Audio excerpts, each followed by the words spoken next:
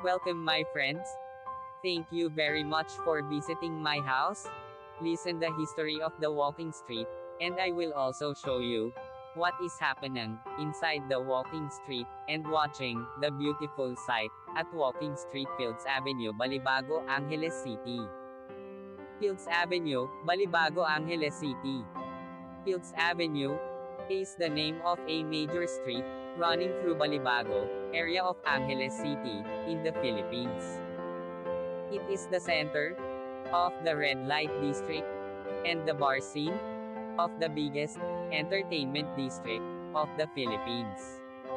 Fields Avenue in Balibago, Angeles City. The name derives from the common military practice of naming roads adjacent to airfields as Field Street or Field Avenue. Originally, the name referred to the Clark Air Base and was Clark Field Avenue. The name evolved to become Fields Avenue. History. Philippines was an American colony from 1898 to 1946. Bars on Fields Avenue. Catering to the single American defense personnel who worked in the adjacent Clark Air Base first emerged in 1940. During 1940s and 50s, there were only tatlo such bars just outside the main gate of the air base. By early 1960s, the Fields Avenue developed as a street line with several bars.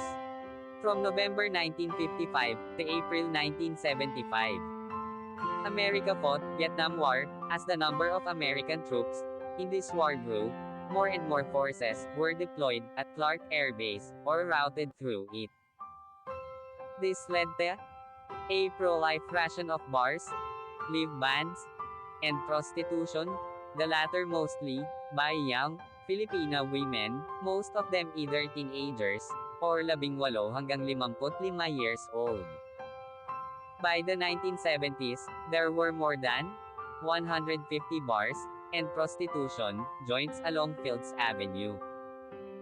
This led to a mushrooming of related, ancillary industries in the vicinity, namely music bands, hotels, doctors, hairdressers, and money exchange transfer services.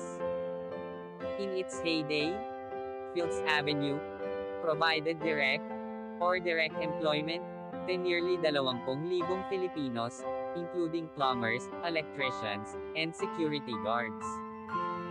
In the 1980s, though the American presence remained steady, the bars and prostitution shops continued to proliferate.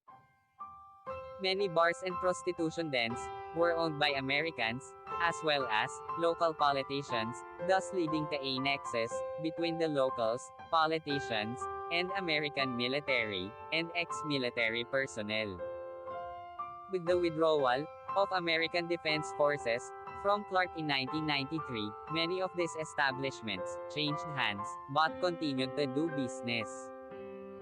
As Clark was turned into a Special Economic Zone, SEZ, these bars and prostitution joints changed their clientele to suit their new customers, Japanese and Korean businessmen.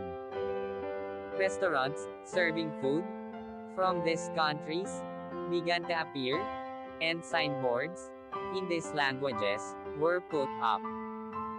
The period from 2000 hanggang 2010 saw further expansion of these joints as the area was relabeled as an entertainment district.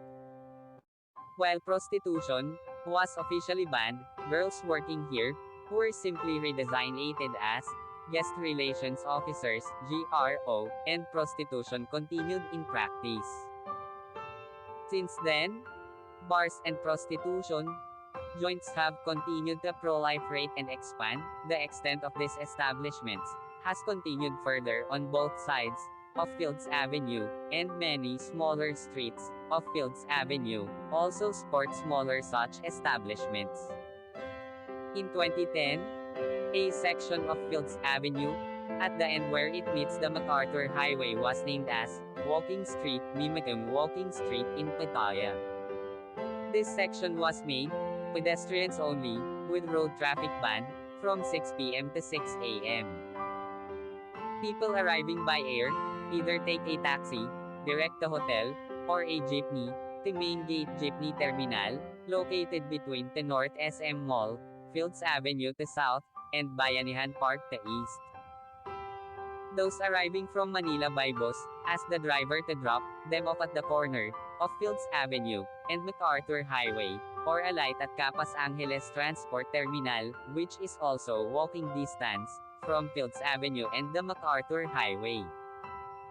The presence of family-oriented activities on the other side of Fields Avenue, namely shopping malls, as well as activity centers in Clark Air Base, has led to a neat separation between the two.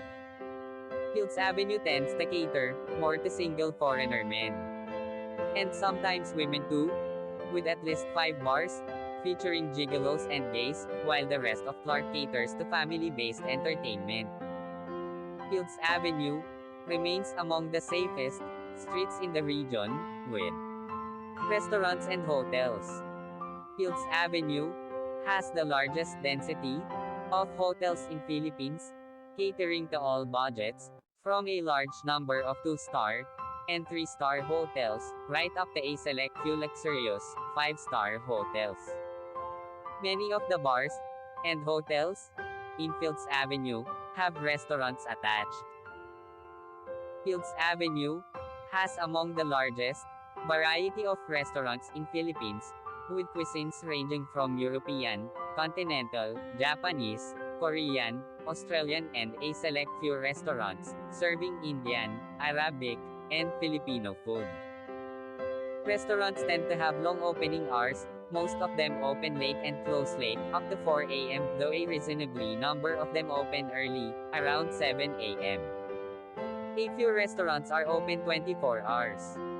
Most Filipino and international fast food chains including McDonald's, KFC, and Jollibee have at least one branch along or near Fields Avenue. 24-hour police station is located in the center of Fields Avenue. Thank you so much. See you my next video.